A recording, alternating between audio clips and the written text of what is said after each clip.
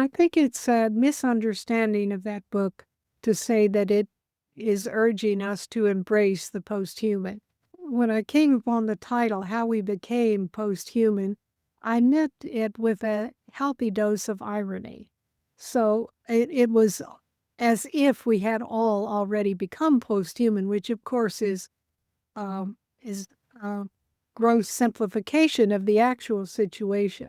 So let's just make one thing clear at the very outset, and that is, from my point of view, human is a historical construct that has always been in the process of change, transformation, and contestation.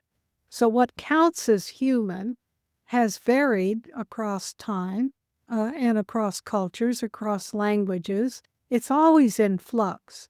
To be able to articulate a vision that is not naive, that is well aware of the scientific specificities involved in all of these big ideas, but nevertheless also strives to see the big picture, which is relational, it's ecological. It's about our place not only on the planet, but on a visionary scale in the cosmos, what it is that we have to contribute, what it is that we have to fear, what it is that we are risking, what it is that we have the potential to be and to do.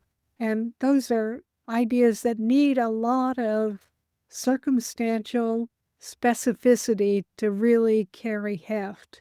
We're not the biggest, we're not the strongest, we're not the fastest species on Earth, but we make up for all those other deficiencies because we can invent machines that are stronger and faster and so forth. We're at a new point in human history, and I think it has enormous potentials. But just like symbiosis includes parasitism, symbiosis always includes risks. And there are risks to any time you become so entangled with a symbiont you can't live without it. It's so important to recognize that consciousness is not the whole of cognition, and that there are many forms of cognition which do not have and will never have consciousness, but nevertheless carry on cognitive activities. Understand our relation to the rest of the planet, but also understand our relation to these new forms of synthetic intelligence. That would be part of what humans can carry forward from their heritage into the future. Care for the planet, care for ourselves, care for our other beings in an enhanced, increased sense. So, you could almost look at human history as the ability to enlarge the circles of care.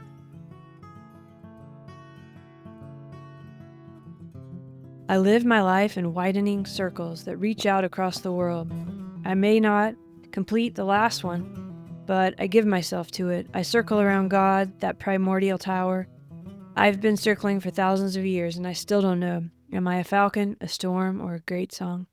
That is a Rilke poem, which I have been carrying with me for many years. It's a translation from Joanna Macy. But I start with that poem because it's what I thought of when I heard our guests today, Kate Hayles and Katherine Hayles, who you just heard in the intro, say that perhaps our legacy as humans, or as the humans that are here right now, might be to find a way to widen the circle of care. I really love that idea of widening the circle of care. And Katherine Hayles is the Distinguished Research Professor at the University of California in LA. She's also the James B. Duke Professor at Duke University. And her research is in so many different areas, but let's just say that it's mostly in literature, science, and technology, and focuses mostly on the 20th and 21st century. She's the author of the book How We Became Posthuman, Virtual Bodies in Literature, Cybernetics, and Informatics, which many of you may have heard of. It's an old book. It was written over 30 years ago, and since then she's written some other very important books like Unthought, great title, Unthought, The Power of the Cognitive Non-Conscious. That was in 2017. Her latest one is Bacteria to AI, and I almost always say Bacteria to Bach, As you'll hear, I slip up and say that at the beginning in this conversation because there is a book called From Bacteria to Bach and Back from Daniel Dennett, which I have and which I've read. Also, there's this book, Gödel, Escher, Bach, which is one of my favorites from Hofstadter. And Katherine talks a lot about fractal kind of recursivity. So somehow her book, Bacteria to AI, became Bacteria to Bach. But I left the mistake in our conversation because she actually references Bach later. And I just thought it's good you hear it because it's kind of funny. Or at least you get the real deal. I really love her oomph and her power and her strength. And wow, her mind is just so sharp.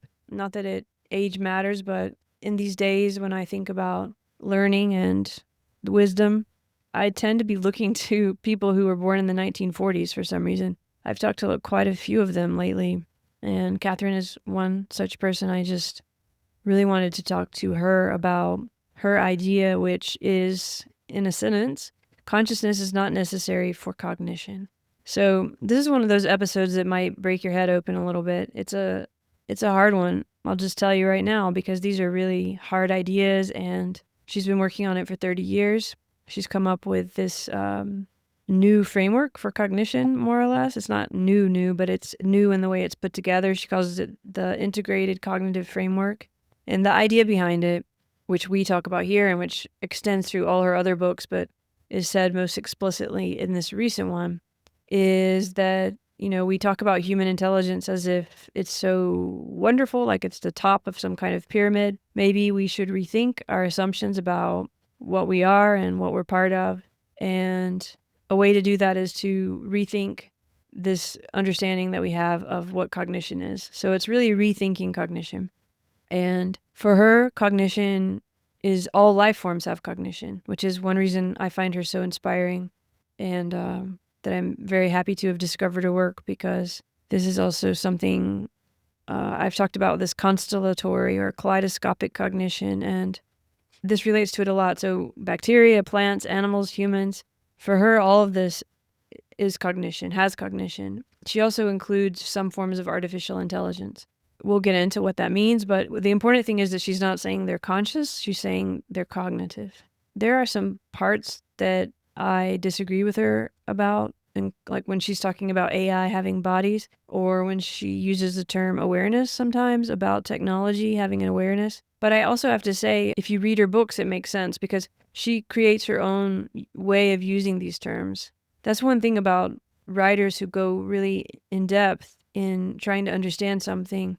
You really have to read them and read the book to understand what all the words mean in relation, because they too are kind of a constellation. So the way I would use the word body and awareness is not the way that she would use it, but if you really look at what we're saying in our different systems or our philosophies, they're not that different. So one thing they have in common is this understanding that consciousness is not cognition. You've probably heard me say that before, and also this idea of a planetary cognition, scaled cognition. A lot of people who come on the show are trying to think about these same ideas from really different angles. Kate is coming at it from a very unique way. She started out writing that book about cybernetics. You can follow her work all the way up till now. She also writes about novels and fiction and how important that is. So if you remember some of my conversations, for example, with Michael Levin, where we talk about, or Kevin Kelly too, where we talk about science fiction and how important that has been for them as scientists and technologists. Kate really knows that, and all her books have fiction in them, and all of them take narrative seriously in a way that has become incredibly important now that we're also focused on large language models, for example. She talks about meaning making and how this, she doesn't say this, but I just wanted to say it beforehand, because when we're trying to understand the difference between consciousness and cognition, it's really a difference in the way that we're trying to understand something about this ongoing process that includes both of those, that both of those point to, I think is a better way of saying it. But she associates cognition with meaning making. But that doesn't necessarily mean that whatever is making the meaning experiences it as meaning. So a hedgehog or a porcupine is making meaning, but that doesn't mean they're experiencing it as meaning. So I just wanted to say that, even just as a footnote to myself, because, all this is mostly research. So the reason I do it a little bit improv, especially these intros, is because I'm thinking through things and I want to tag them and remember them, because this is like a big audio document in a way for me. And also this idea of consciousness and cognition and the unthought and the non-conscious. This idea of consciousness and the non-consciousness and cognition can be confusing. I started to think of it like a Johari window rather than thinking of it as either or one or the other. So I did a separate post about that, and I drew a little funny diagram if you want to look at it, just to try to better understand what all of this means. I also want to say that her books don't really fit anywhere, but they kind of fit everywhere. So you can find a way into them, even though it's really hard stuff, if you're interested in these ideas. And really at the heart of it, even the Posthuman book, at least as I feel it reading it, is a movement towards a planetary understanding of what cognition is and of the human's place in it, and understanding ourselves as part of life. So that circle of care, the way we can come to care for life, is actually life coming into awareness and care for itself. I've found Kate's work really stimulating in this way. Even now, I mean, I have to say I listened to this conversation 3 times, and I also had the conversation with her. And it was only on the 3rd time that I heard her talking about something called conceptual Umwelt. This word Umwelt comes from Jakob von Uxel, who, yes, again, I've talked about on this show. And he died in, I think, 1944. So about 1 year after Kate was born. That's kind of beautiful that they overlapped. But he's one of the beginners of phenomenology in a way, because he had this idea that every organism has, from their own experience, a sensory world. So we are sensing the world in our own unique ways, and this is our Umwelt, sort of this particular world that each organism experiences, even though it's a shared world that we're all also experiencing. And, you know, we're co-creating all of that, but we also all have this unique position. Those are usually talked about as, you know, for organisms, living organisms. But when we were talking about large language models and technology, she starts to talk about conceptual Umwelts. When I really finally heard that, it's actually really profound, because if we can think of these kind of Umwelts, which are also about, you know, language. So if AI has a conceptual Umwelt, that doesn't mean it's alive in any way or has any sort of cognition in any way that we experience as humans, but we would still have this conceptual Umwelt which overlaps, which is language. Language as a space. So I know I'm going way out in the weeds right now, but that's kind of what this conversation is, so it's probably a good warning for you. But I just wanted to note that here too. It's something I'm going to have to unpack later, but I don't want to forget it. I also just want to highlight it for you, because maybe there's some of you out there who would be able to do something with that idea as well. Some of this also reminded me of my conversation with Bernardo Kastrup about consciousness, and some of the things I was trying to say there about consciousness and cognition, and also the way we talk about consciousness as our awareness of our own thinking and consciousness, when actually consciousness is, you know, ongoing all the time, even as when we're children. We try to make those distinctions here. So when she's talking about consciousness here, she's mostly talking about your awareness of yourself, that, you know, this kind of feeling that you have. So my voice is almost gone, as you can probably tell. And I'm just going to do one take on this and let it be. I hope that's okay. I just love that we ended up getting to a place where we can imagine humans as the circle of care, even though we actually look at the very difficult reality of where we are right now. At the end, Kate ends up saying she thinks people are basically good at heart, and I do too. So whoever you are, I think you're basically good at heart, and you probably know that too. So feel it. And I wish you a beautiful day wherever you are, and I hope that your voice is strong today. Hi, Kate. It's such an honor to have you on Love and Philosophy. Thanks for being here today. Well, I'm so happy to be here and looking forward to our conversation. I just want to jump right in with the idea of having to rethink cognition, or rethink what cognition is. In your latest book, Bacteria to Bach. In your latest book, Bacteria to AI. Bacteria to Bach actually is Daniel Demmett's title. Of course, I know that book too. And also with Hofstadter and this recursive thing, like Bach is always coming around when I'm reading your work. Right. Anyway, in your latest book, Bacteria to AI, you introduce a framework called the Integrated Cognitive Framework, but it's actually, of course, coming from years and years and years of work. So first, could we just start with why do we need to rethink cognition? Well, I really wrote that book as a attempt to reconfigure anthropocentrism. And as I like to say, anthropomorphism is inevitable because we think with human brains, we look with human eyes. But anthropocentrism is the belief that humans are superior to all other species on the earth, and that gives us certain entitlements, like the right to extract resources and to suppress other species and dominate them and so forth. So I think that anthropocentrism is one of the drivers of many current environmental crises, and it requires a kind of reconfiguration of perspective, and that's what I was attempting to do in the Bacteria to AI book. So cognition is really at the center of this because we're not the biggest, we're not the strongest, we're not the fastest species on Earth, but we make up for all those other deficiencies because we can invent machines that are stronger and faster and so forth. And so we pride ourselves that our unique cognitive capabilities are what give us the right for domination. And so crucial then to the project of decentering anthropocentrism is recentering the idea of human cognition. So in my view, all living organisms have cognitive capabilities.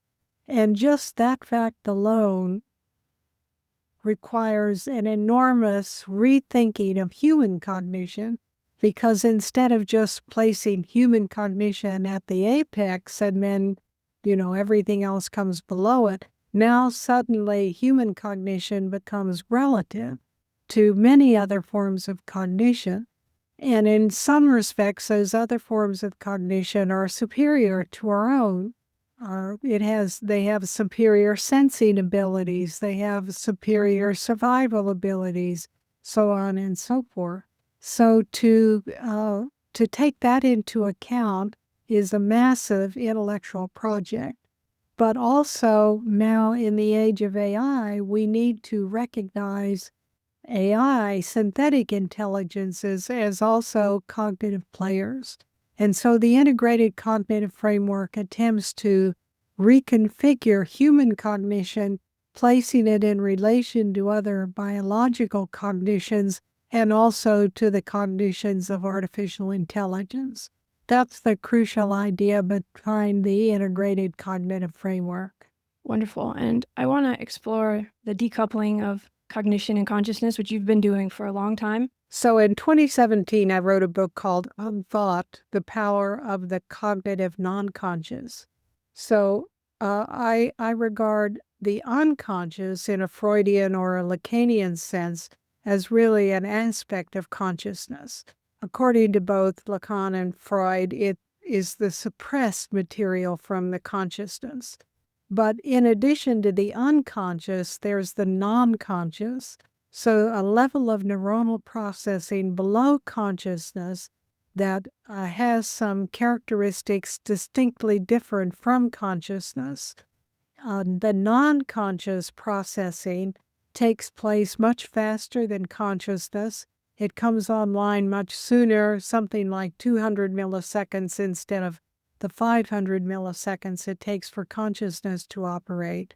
It can handle information too noisy for consciousness to be able to comprehend, and it acts as a filter for consciousness.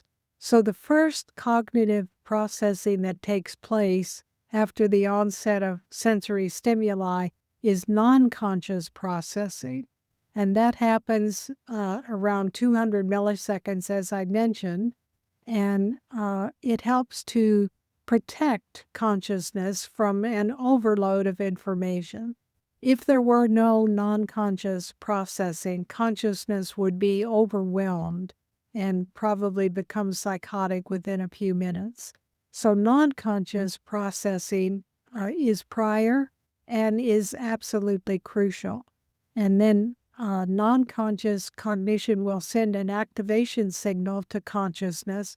If consciousness responds and strengthens that signal, then thoughts enter the conscious mind and they can be sustained indefinitely. So, thinking about Bach, for example, one could think about Bach for hours and hours.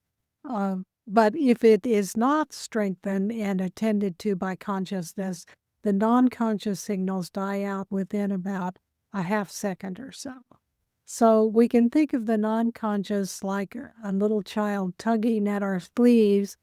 Hey, hey, hey, look at this. And if we look at that, then it becomes conscious. If we ignore it, then it goes on and non-conscious processing continues its job. So it's crucial to understand the role of non-conscious processing when we talk about cognition and its function and its utility. And in some ways, non-conscious processing is much closer to what's actually happening in the world than is consciousness. We know that consciousness has as its primary job sustaining continuity. And in order to do this, it will fabulate. It will create stories that make the world make sense. And we have many examples of that. But one of the most famous is this video where spectators are asked to count the number of bounces of a basketball as two people bounce a basketball back and forth. And in the middle of that, someone in a gorilla suit walks by. So about 50% of spectators will not notice the gorilla. They will simply edit that out because it's so incongruous with the rest of the scene. But that happens all the time. That's one reason why eyewitness testimonies are so notoriously unreliable, because we fabulate, we make up stories that create a continuous, sensible narrative. And that's one of the principal jobs of consciousness, to make the world make sense. But the world, of course, doesn't always make sense. Sometimes the incongruous or the bizarre does happen, and it's non-conscious cognition which is closer to that stimuli and which is the processor of all those unusual things that happen outside the mainstream that may or may not ever enter consciousness. But non-conscious processing happens first, and it will process highly incongruous information. Yeah, you give quite a lot of examples in all your different work, but some that are coming to mind is like when we don't step on a snake, we see it and we move out of the way before we've thought about making the decision. Yeah. Or pattern, like where you talk about some experiments where a lot of patterns are seen by the body consciousness, but we're not aware of them, conscious of them. Yet, in the experiment, you can see that actually you had seen them, you were aware of them. So there's these different levels of awareness, I guess, is. Yeah, absolutely. And I'm sometimes asked, well, is non-conscious, an invention of the late 20th century? And absolutely not. So we have a long history of intuitions, of kind of second sense. And those were older terms for what we now call non-conscious or implicit cognition. So people have always realized that consciousness is not the whole story, but they lack the precise scientific evidence of exactly what it is and how it operates. And now we have a much more complete picture of that. So since we've started with the consciousness and cognition, is it okay with you to spend a little time here? Because I feel like this is a really hard thing to understand. Do you mind if we get a little bit messy and try to talk about this a little? No, absolutely not. Go ahead. Okay. So you just beautifully laid out this idea of the non-conscious and non-conscious cognition.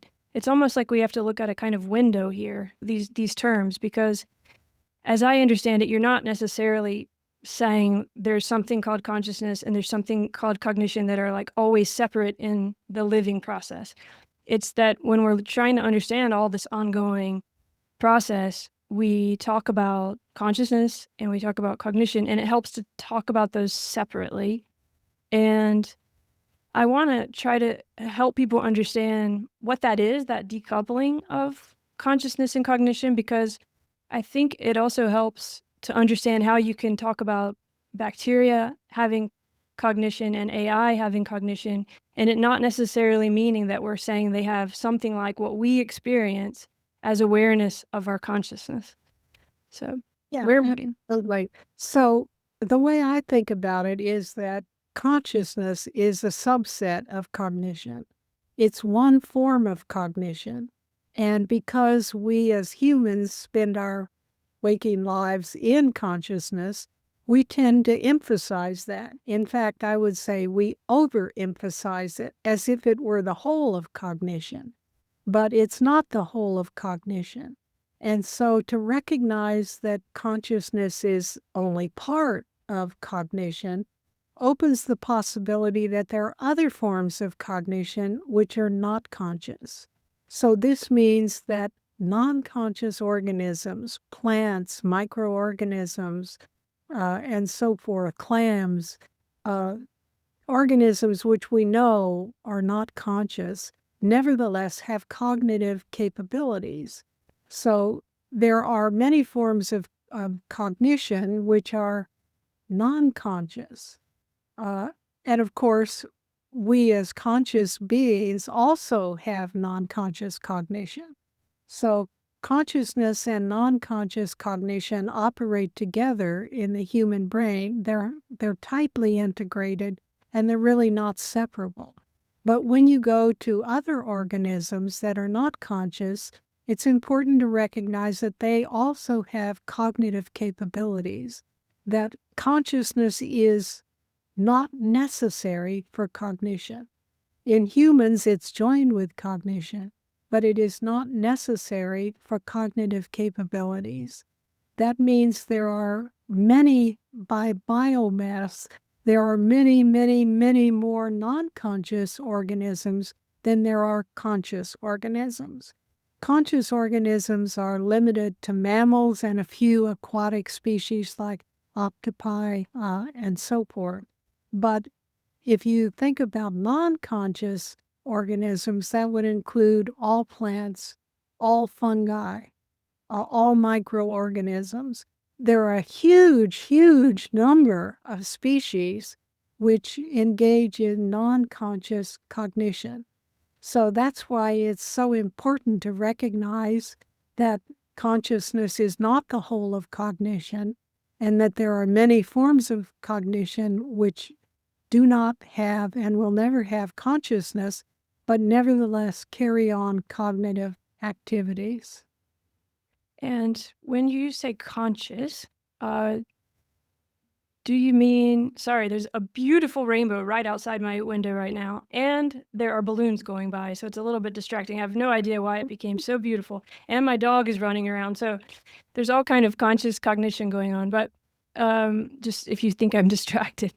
But, okay, so when you say conscious, though, this is important because some people are hearing that like on a Glasgow scale, that you don't have coma, you're alive.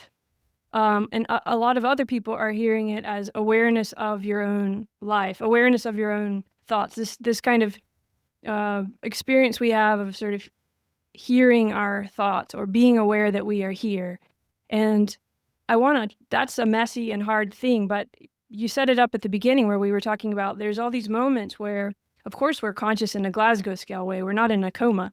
We're alive and we're awake, and but we're not necessarily thinking in that way. Like when the snake comes, we move out of the way. We don't think, oh, what should I do now? So is that what you mean by conscious, that kind of tip of the iceberg part when you use that word most of the time, or how would you unpack that? Yes, I think that, of course, consciousness is a notorious problem for philosophers and also for neuroscientists and so forth. But for me, for my purposes, I'm satisfied with thinking of consciousness as a form of awareness. That's really the foundation of the idea of a self. So we all carry on narratives in our head. We're always thinking thoughts. Those thoughts are formative of what we conceive to be ourself. And we construct a self socially and also biologically because we are conscious beings. We're not alone in that. I'm convinced that dogs also construct a self, and cats do. That's why they're so embarrassed if they make a mistake, because it doesn't correspond with their self-image. So we're not alone in constructing a sense of ourselves. But the idea of selfhood really, I think, should be relegated to conscious beings. Now, there are other forms of awareness which are not associated with selfhood, but have to do with intake of environmental information, response to that information, and reacting accordingly. So we have an impoverished vocabulary when it comes to talking about awareness. It's been so focused on human awareness that we haven't developed an adequate vocabulary for the kind of awareness that might be non-conscious, the kind of awareness that a tree has about its environment and what is happening in its environment. It senses, and now we know that it can sense an astonishing array of different kinds of stimuli, including the presence of predators and so forth, and it makes appropriate responses to that. It's not conscious. I wouldn't ever want to say a tree is conscious, but it has a form of awareness which we're only beginning to learn to describe. And this is now resurfacing in the form of artificial intelligence.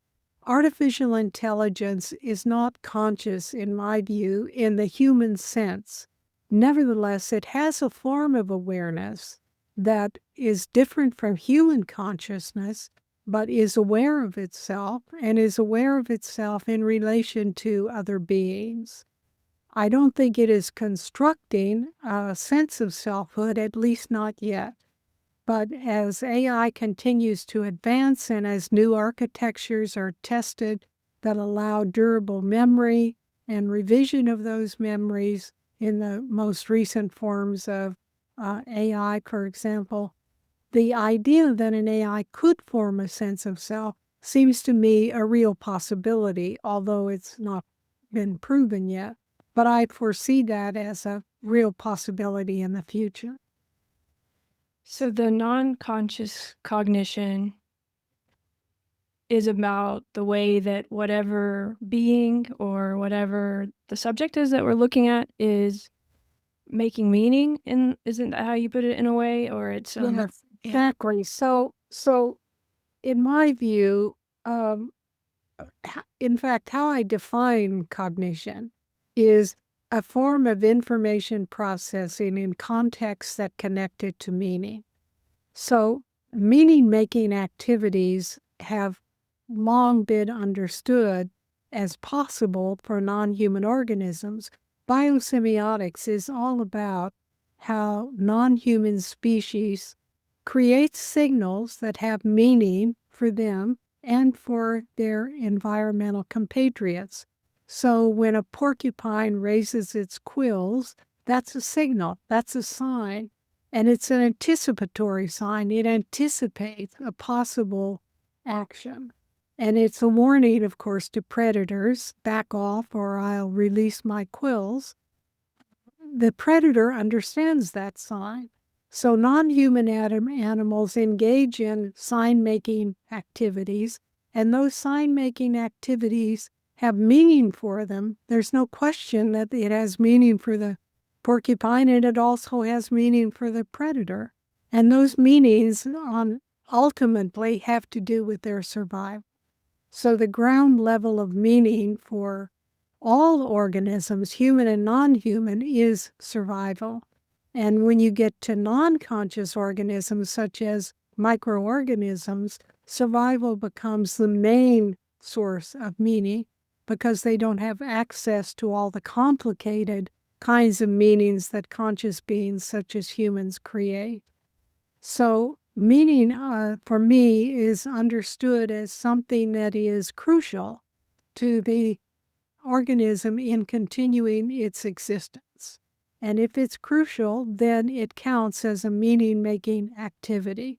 So when a microorganism moves toward a food source or away from a toxin, that's an activity which has meaning for the organism. Even though in human terms, I mean, you might say it's a minimally cognitive activity because it doesn't have the full richness of what a conscious organism would give it, but it has meaning in the context of that organism. So another crucial idea here is that meaning has to be evaluated in terms of the organism's Umwelt. This is a term that Jakob von Uexküll proposed to describe the kind of world every species constructs for itself, and it's species-specific. So humans and dogs have overlapping Umwelts. My dog's Umwelt is very different from mine. It includes a richness of smells that I will never have. But we both can see a squirrel, and we both know it's a squirrel. So we have an overlap, and therefore we can communicate. If there were no overlap, I could not communicate with that species, or I would have to find some channel in which communication was possible. So it's Umwelt specific, and meaning always has to be evaluated within the specific world horizon that that species constructs. So if we have ongoing life, we have whatever all this is around us, and within that we understand that there's something called cognition, which is how whatever subject that we are looking at or assessing or whatever is making its way or its meaning in the way that you just described. So we can look at the bacteria if we look at it in the bacteria's world, not through the human world. I feel like this is a very tricky, nuanced thing. You just brought it up with the Umwelt. I'm so glad you did, but I want to linger just a minute because it makes a lot of difference at every level, but especially when we start talking about computers or AI or LLMs or so. Yeah, I just wonder if what you might say to help clarify that a bit more. Like, how do we not think we're talking about consciousness, but we're talking about cognition if we're talking about meaning, because that's such a that word, meaning and understanding, it's very hard for us not to see that through this human-centric view, or at least it seems like that. Yeah. So Thomas Nagel, I guess maybe 50 years ago, wrote a very important article called What's It Like to Be a Bat? And his point was we can know a lot about a bat's Umwelt. We can know it uses sonar. We can know what it eats, etc. We can know what its visual system is. But that's different than being a bat. So we are always and forever in the human Umwelt. We will never be able to be out of the human Umwelt. But we can understand what other Umwelts are by studying their biology, their sensing systems, and so on and so forth. That's not the same as experiencing it. And there is a crucial difference between seeing it from the outside, so to speak, and experiencing it from the inside, from being inside that Umwelt. So now we come to AI. AI also have Umwelten. But here, for biological organisms, the Umwelt is primarily constructed through sensory information. AIs have a distinctly different kind of Umwelt. They have no awareness of their physical situation. They don't know the servers on which they run. They don't know where they're located in the world. But they have what we could call a conceptual Umwelt. And that conceptual Umwelt is through the information they ingest through human-authored texts. So their Umwelt has distinctive features that make it qualitatively different, not only from the human Umwelt, but from all the Umwelten of biological organisms. Nevertheless, it is an Umwelt. It constructs a world for them. And it's crucial to understand the ways in which their Umwelten overlap with ours and the ways in which it's different. So that's part of the challenge that AI is posing to many fields, including my own field, literary studies, to understand in some significant detail how the AI Umwelt overlaps with and also diverges from the human Umwelt.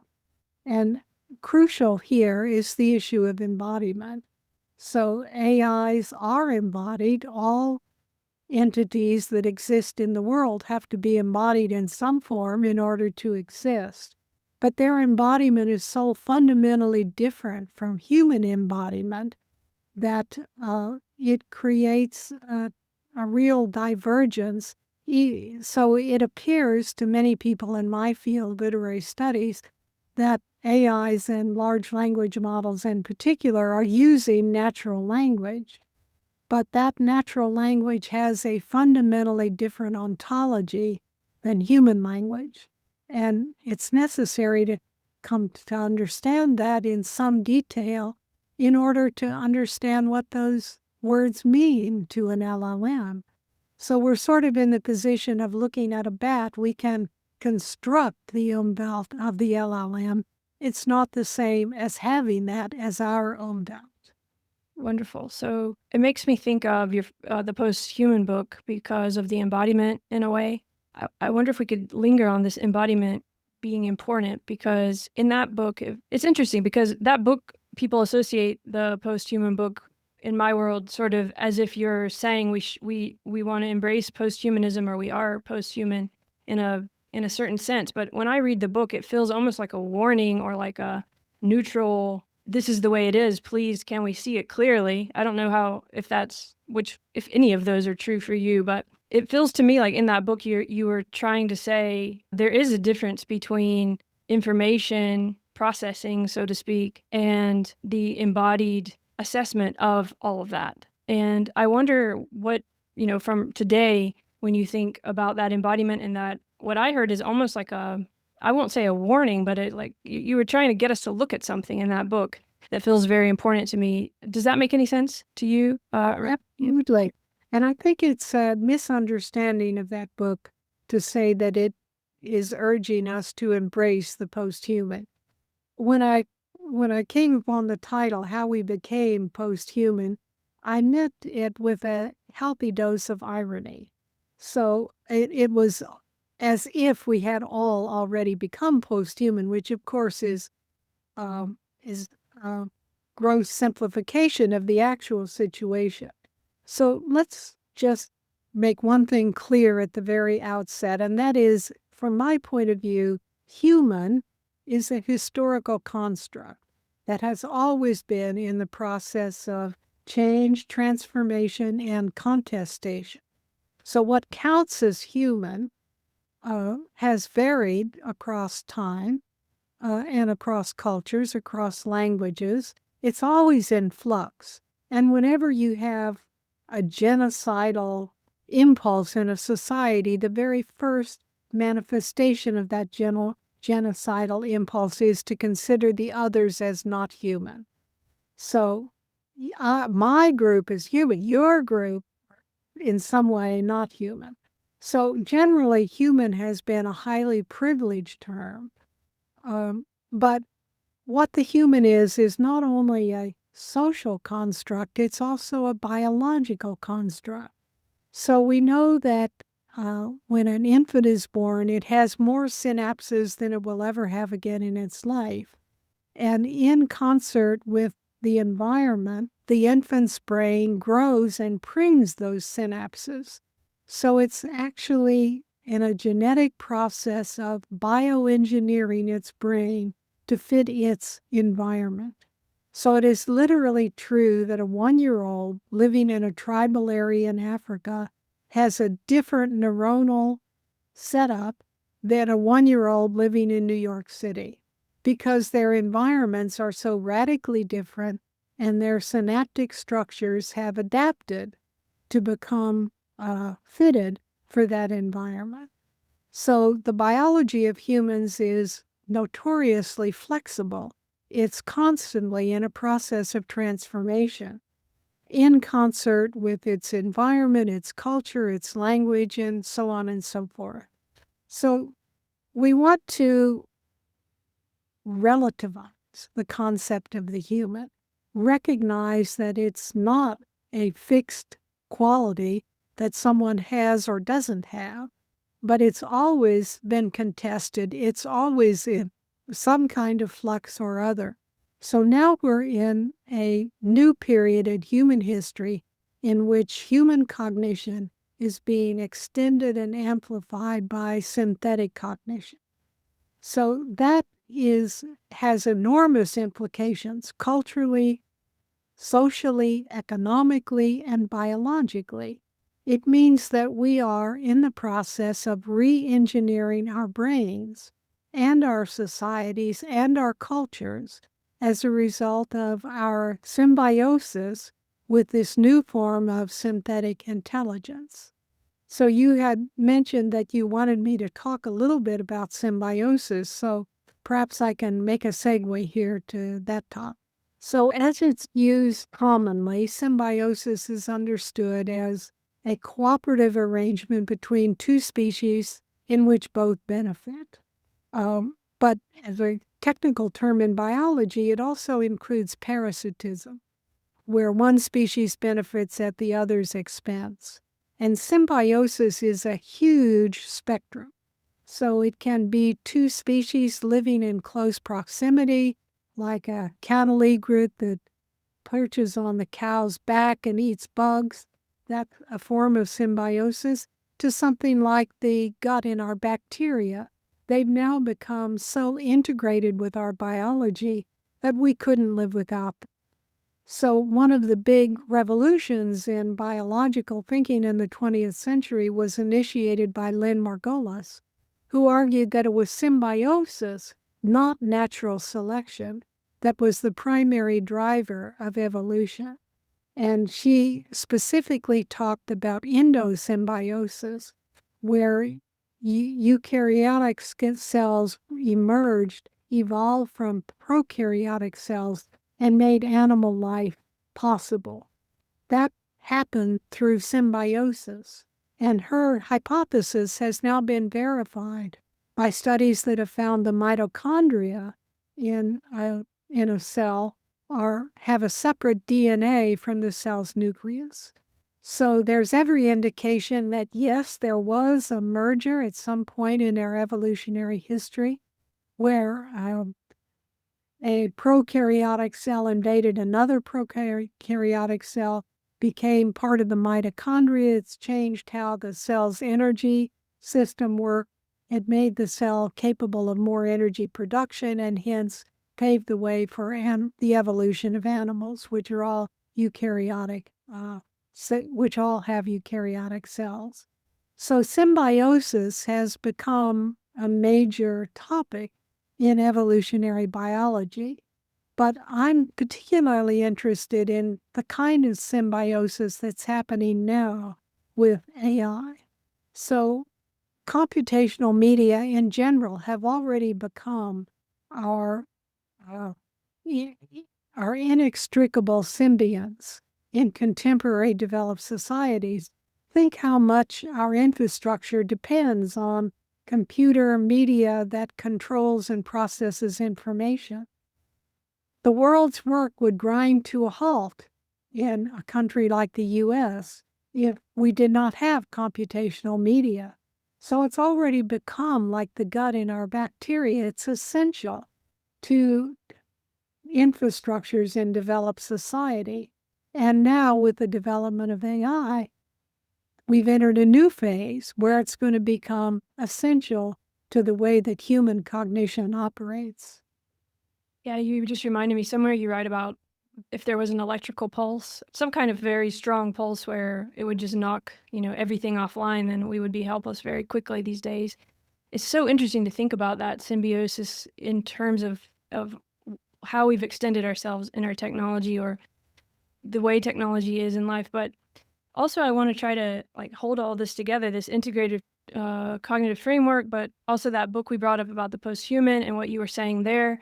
In that book, you go through the Macy conferences and cybernetics, and you talk about homeostasis and reflexivity, and then how we tried to we got to this place of autopoiesis, which trying to kind of figure out, I mean, I'm being very general, but where the individual stops and the other begins, and how all these kind of boundaries that we've been talking about in a way. And I feel like in that work, you open up the space by decoupling some of these ideas, like what we've been talking about as, for example, like non-conscious cognition, so that we can start to understand that there is this shared space, whether it's the micro or the techno, of, let's call it, meaning making in the way that you were saying before. So it's a really hard but a really important thing, I think, that starts happening there, and that is really coming alive in this latest book even more.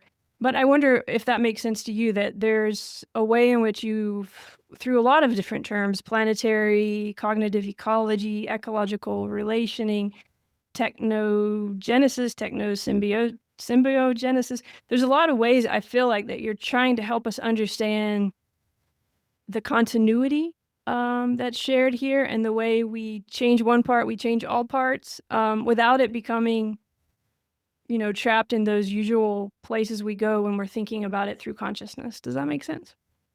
Yeah, absolutely. That describes my intellectual project very well, which, as you suggested, is really stretched over 20 or 30 years.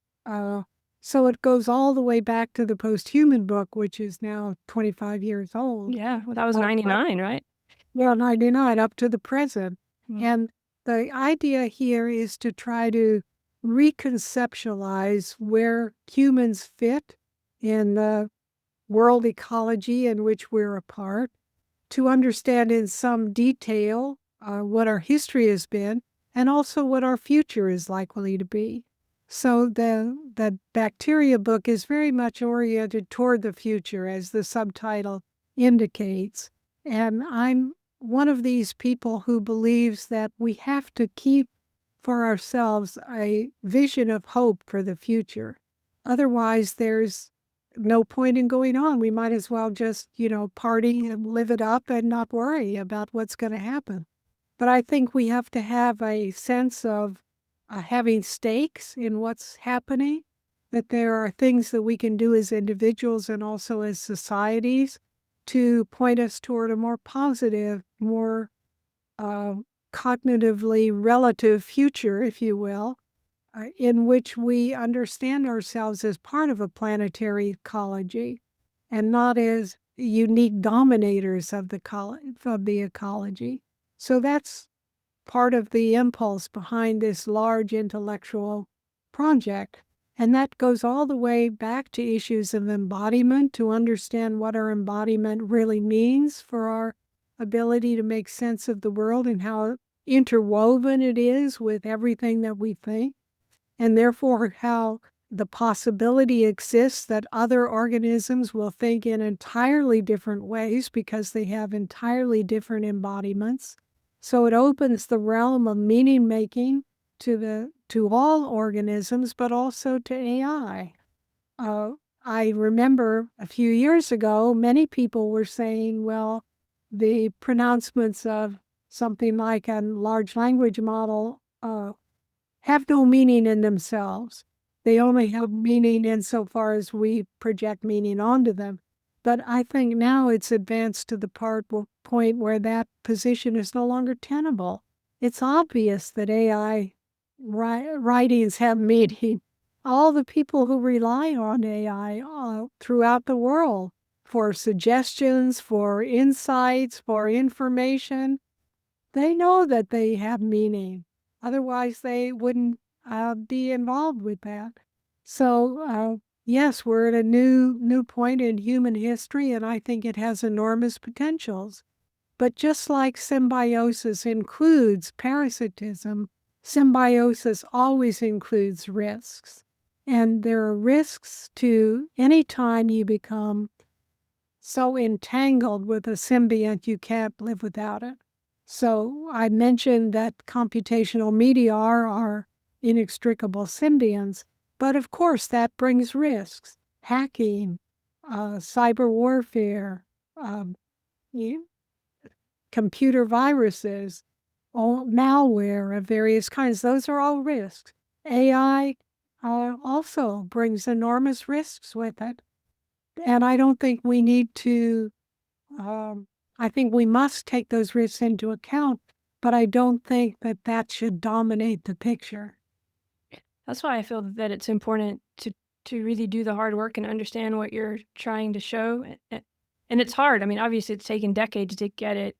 I think people could understand it now, but you've been working on it. But that way in which we can decouple these, which are just our ways of understanding who we are and what we're in the middle of, it helps a lot because we can start to understand that, right now people often think of the AI as some kind of threat that's outside of us, the same with, the micro world.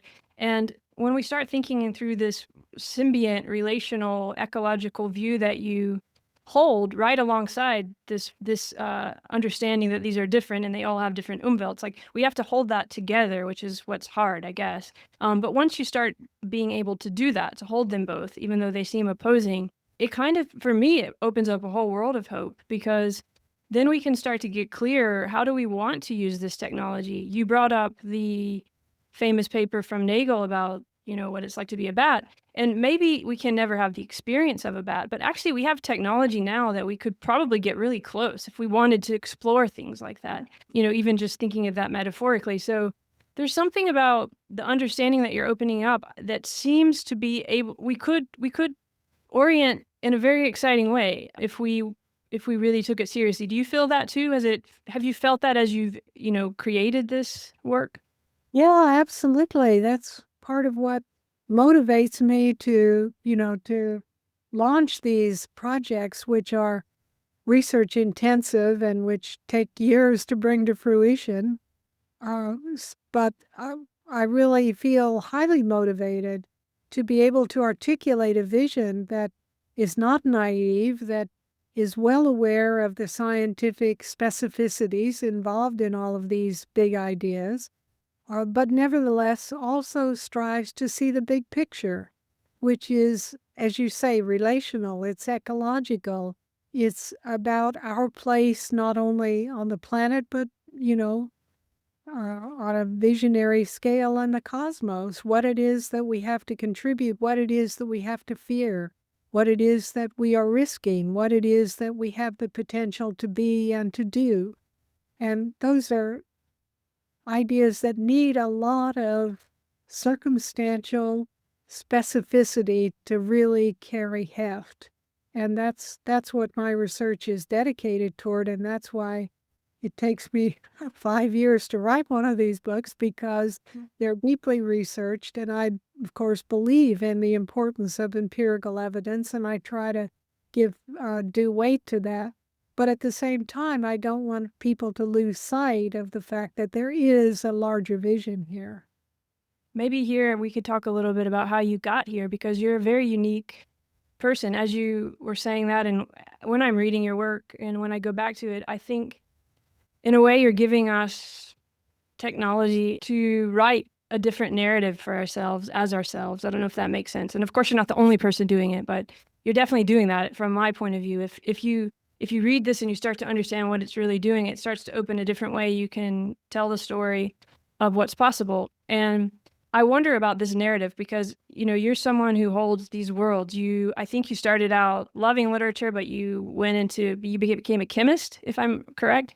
So you're a scientist, you're a philosopher, in my opinion, you're a literary critic. I mean, none of us really fits to any label, but you're holding a lot of space there, which to me parallels what were talking about holding these different worlds. Do you see a connection there to that you've done that and that you've also been able to express that? Yeah, I do see a connection. I started out in a scientific education, and I found it absolutely exhilarating because it soon became apparent to me that this was a very powerful method to find out how the world actually works. And So found it exhilarating. When I actually got deeper into research in graduate school, I began to feel a little bit limited and felt I wanted to entertain larger ideas than was possible in a research-intensive environment. So at that point, changed fields and went into literary studies, but I did that with virtually no preparation.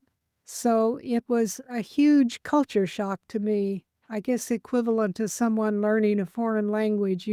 Now you're suddenly exposed to a completely different way of thinking. And I spent a few years resisting that fiercely, arguing with my literary colleagues about, no, this has no empirical basis, and on and on and on.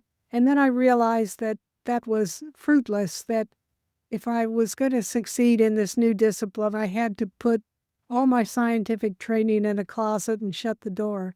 And I did that. And then I learned the ground rules, the unwritten rules that are always the basis of any discipline, which entails a fundamental revision of really deep questions. What counts as evidence? What counts as argument?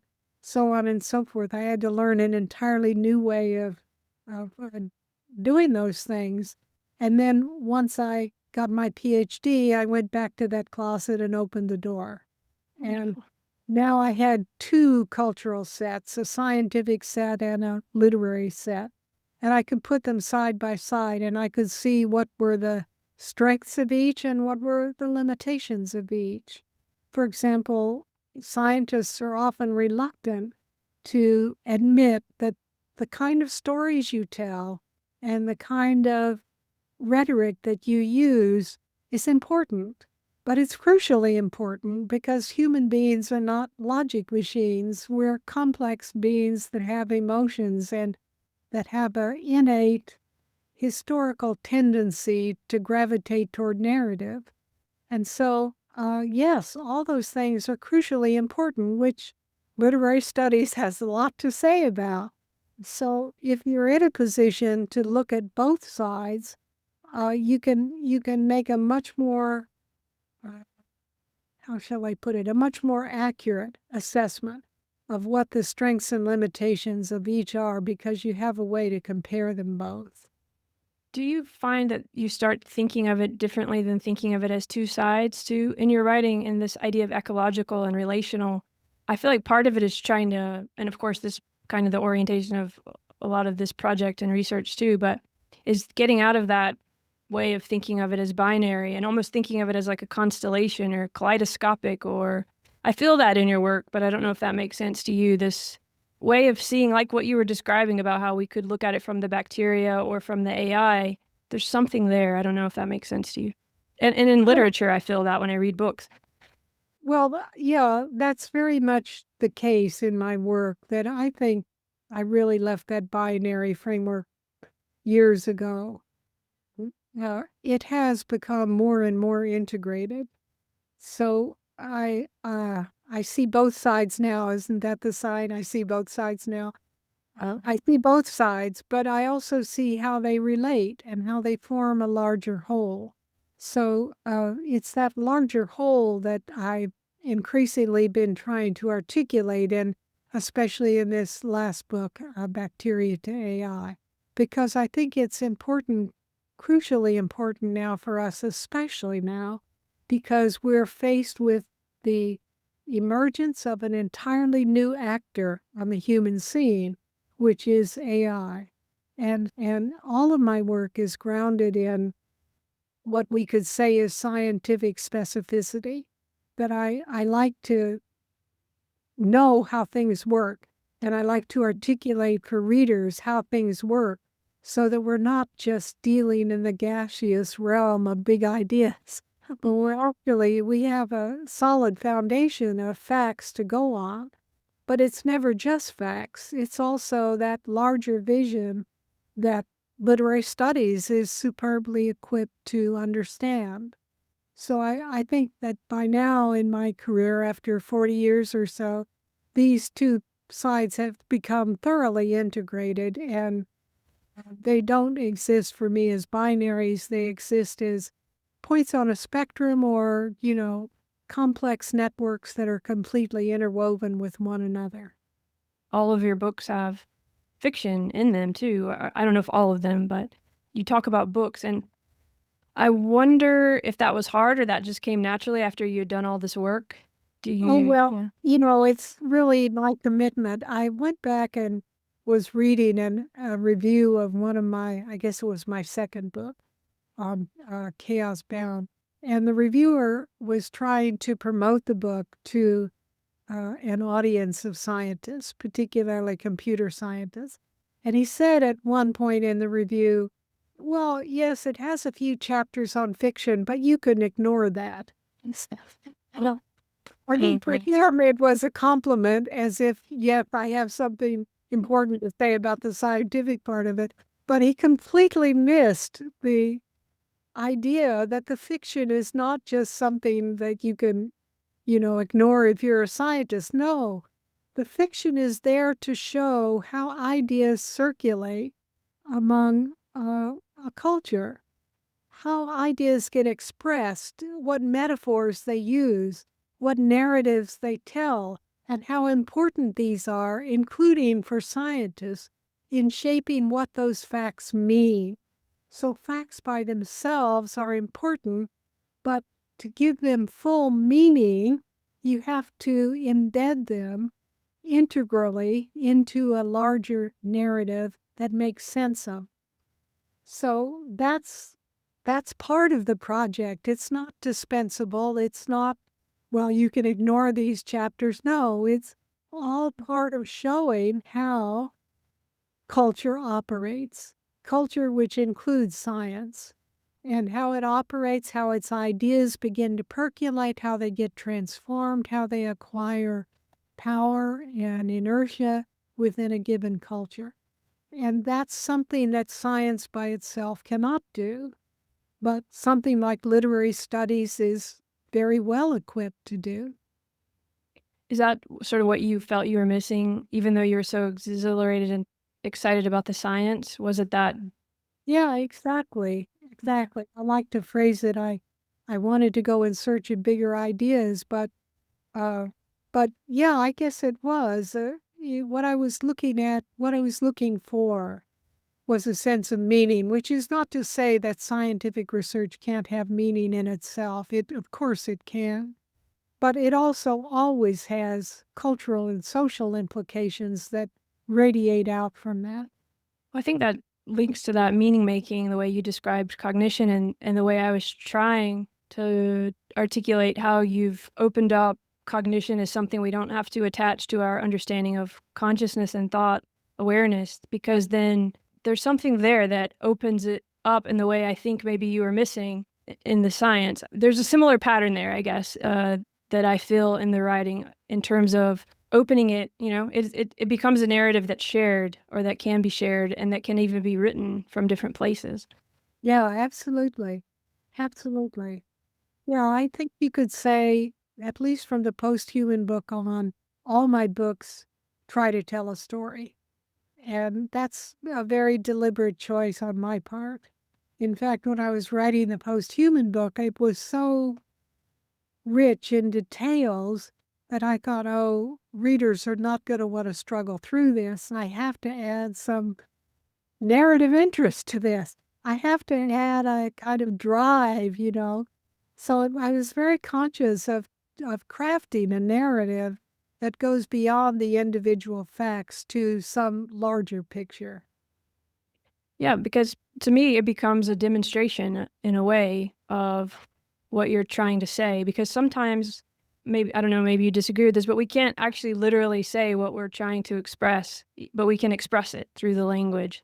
Does that make any sense to you as a literary? Oh, yeah, of course, of course. I mean, it's not only the denotation of words, it's all the connotations, the cultural resonances and overtones. And that's what great writers excel at, is mobilizing all of those resources, some of which are embodied responses, the way that we breathe, the way that we articulate, the way that we make sounds. all of that is part of our mobilization of the huge semiotics of meaning, which are verbal, which are biological, which are physical. And all of that helps to create a rich sense of what something means, which goes well beyond the facts in themselves. Yeah, and is that connected to what we're trying to do when we are rethinking of cognition in the way that you present in this latest book? Is there a way in which we're incorporating more into the story somehow when we rethink cognition in this way, more the story, widening the lens of the story, or I don't know. Absolutely. We're telling a larger story, and increasingly now among my colleagues, I see an impulse to go to the planetary, to exceed not only the human, but to exceed any individual species and begin thinking in planetary terms. And many theorists now are writing about planetary ecologies and also theorizing about where the planetary cognition is going. So it's a huge idea to think about planetary cognition. What does that consist of? Well, it's all of the individual cognitions, which are all interacting with one another to create what we might call a huge symphony. And the symphony is resonating through every individual being in its own way, in its own particularity. But it also has a huge scope that exceeds what any organism, except perhaps humans, can begin to grasp.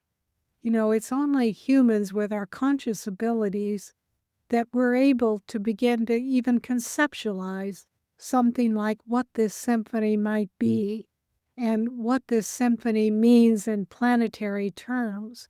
And it's a huge, huge breakthrough, but it's fraught with so many perils. Are we as a species going to become extinct because of all of our environmental excesses? Are we going to somehow achieve the wisdom to do what we have to do to survive as a species? Are we somehow going to achieve the wisdom to admit that we're not the sole possessors of awareness, that there are synthetic intelligences now which have their own kind of awareness? There are huge challenges here, and I think it's not at all clear at the present moment here in 2025 that we're going to successfully meet those challenges. We could easily fail. In fact, just in terms of looking at our history and the history of species, it's more likely we will become extinct than we will survive. And if we do survive, we'll undoubtedly survive profoundly transformed mentally, culturally, that the symbiosis with AI is going to fundamentally once again change what it means to be human. That reminds me of the way you speak about ecological relation, that it's not just a friendly, wonderful, it sounds everyone's getting along, but it's actually, it's incredibly powerful and almost like a blade or something. I'm thinking it's very sharp and exactly as you just described it. But also within all this kind of hardness, there's a sense of care, I feel, in what you were just describing, that's what we don't want to forget. I mean, to me, when I'm thinking about Lynn Margulis, who I love very much, and Evan Thompson tells a story of when he was a kid, watching her talk about the mitochondria and how she was just completely in love. She cared so much for these creatures, and she just wanted other people to understand this symbiosis that is going on, or endosymbiosis. Does that connect at all to that would be part of what humans can carry forward from their heritage into the future. Care for the planet, care for ourselves, care for our other beings in an enhanced, increased sense. So, you could almost look at human history as the ability to enlarge the circles of care. For prehistoric humans, the circle of care was undoubtedly very small. It was the family members. It was at most the tribe. It wasn't the people in the next valley who didn't qualify as human. They were the other. They were the others. So we moved beyond the tribal stage to be able to have complex societies. We've been able to get along with our present governance system of nations. We've begun to think about a supranational level of organization with the United Nations. We need to go much further along that path to begin to develop really viable and strong methods of planetary governance. That would be part of what a successful path looks like, in my opinion. But there are strong countervailing forces, as we all know. The trend backward not only in the U.S. but also in Europe toward a very limited vision of nationalism that wants to exclude others. The reactionary forces to redraw those boundaries once again much more tightly. It's just your family that you should be concerned about. It's just people who look like you that you should be concerned about. It's the strong regressive pulls. So that's why I say it's not at all clear whether we're going to succeed, but it's also clear that if we, as a culture, as a society, and as a world, give in to these regressive pulls, we won't survive. We will continue to exploit the environment. We will continue to degrade the environment, and human futures will be limited to maybe 100 years. So that's the kind of choices we're faced with. But even to be able to articulate that choice means that you understand there's a way out of it, because you'll never get a white nationalist to say it like that. It'll be all about the fear of the other. It'll be all about watching out for your own. So it's really important to have narratives that point toward an enlarged, enhanced vision of care. Some of it too is learning in the way we were talking about. When you start thinking of cognition as this meaning making, the way we were thinking about it, you can start to question when these messages are coming in from wherever they're coming, each from these different places, what kind of meaning is being made from that?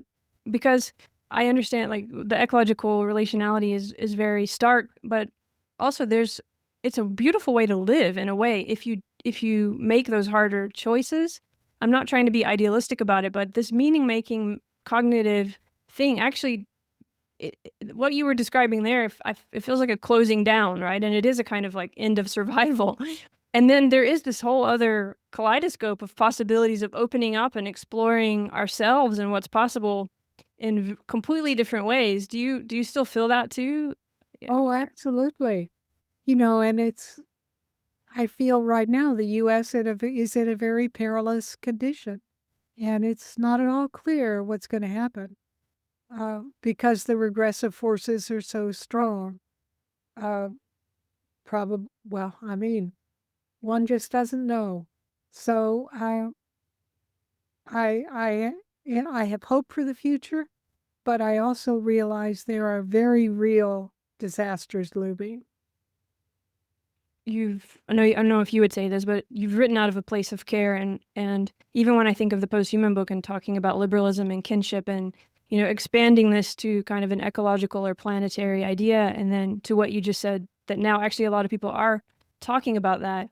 Yeah, I don't know if you have any kind of last things you would like to say about care or love or any of these themes, just for people who might feel like it doesn't matter, because a lot of those ideas that probably didn't make any sense in 1999 to most people are making sense now. So can we care about each other and continue that? And what comes to mind there, just at the end, that you might want to share anything about that? Well, I'll just say that I really believe that when people understand more accurately what our present situation is, that it will open up paths for them that lead to a positive future.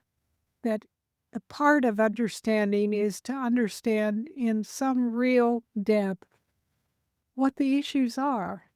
And misinformation is now so rife on the internet but also in government circles, and we see the steady erosion of accurate information in our own government in all kinds of ways.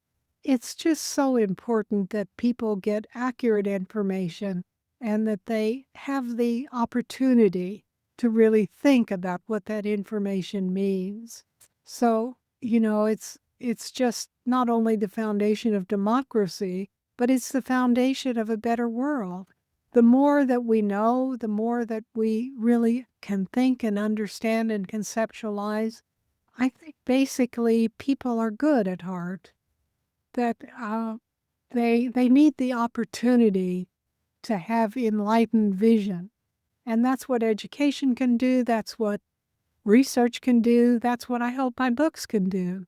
Give them the opportunity to be able to envision more accurately and also more solidly and finally more hopefully what a real positive future would look like. Well, thank you, Kate, for everything, and thank you for being here today. I really, really appreciate it. Thank you so much for giving us the opportunity to have this conversation. I really appreciate the time and care you've put into this. It means a lot. Hey everyone, thanks for making it all the way to the end of this podcast. If you would like to support this project in any way, please just click either the Give link in the show notes or the newsletter link. You can sign up for a paid newsletter even if you don't want to read it, haha. But that would actually be really helpful. Or you can just give on the giving page. Or you can join the YouTube. And I have a lot of subscribers on the YouTube, but actually I only have about 8 members. So if you think I'm rich because I have so many subscribers, I am rich in other ways, but it's not from making money on YouTube, that's for sure. So it would be really helpful if you want to help this project.